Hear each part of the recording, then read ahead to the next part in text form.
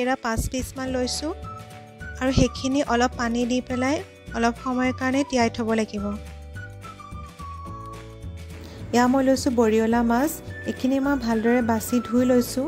এতিয়া নিমখ আৰু হালধি দি মেৰিনেট কৰি ল'ম। আপোনালোকে যিকোনো মাছ ল'ব পাৰিব, ডাঙৰ মাছো থেকেৰাৰ লগত বনাব পাৰিব।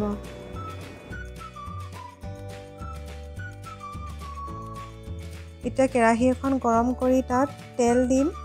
মিঠাতেল দিছোঁ মই। এতিয়া চাওক তেলখিনি গৰম হ'ল আৰু মাছখিনি আমি অলপ অলপকৈ ভাজি ল'ম। এইখিনি হাই ফ্লেমত ভাজিব, অলপ লৰাই থাকিব হেতাখনে, নহ'লে জ্বলি যাব। হাই ফ্লেমত ভাজিলে মাছখিনি ভাঙি নাযাব। এয়া চাওক ভাজি হৈ গ'ল। এখন কেৰাহীতে আৰু অলপ তেল দি দিছোঁ।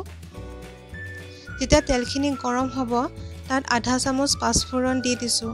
সেইখিনি অলপ যেতিয়া ভাজ খাই যাব, গল্ডেন কালাৰ হৈ যাব, তেতিয়া আমি তিয়াই থোৱা থেকেৰা পানীখিনি তাত দি দিম। এতিয়া অলপ দেৰি লৰাই এগিলাচ পানী দি দিছোঁ মই। আপোনালোকে ইয়াত আলুও দিব পাৰে, মই আলু দিয়া নাই।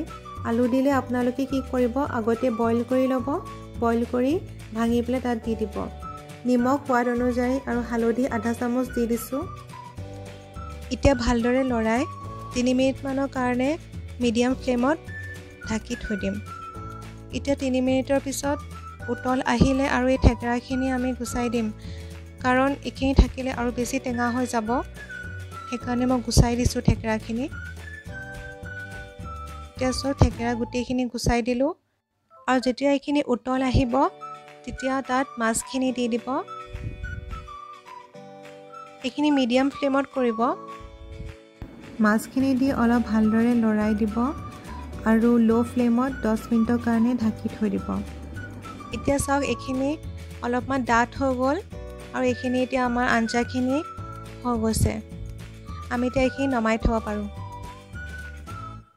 এয়া চাওক থেকেৰাই দি বনোৱা সৰু মাছৰ আঞ্জা ৰেডি হৈ গৈছে।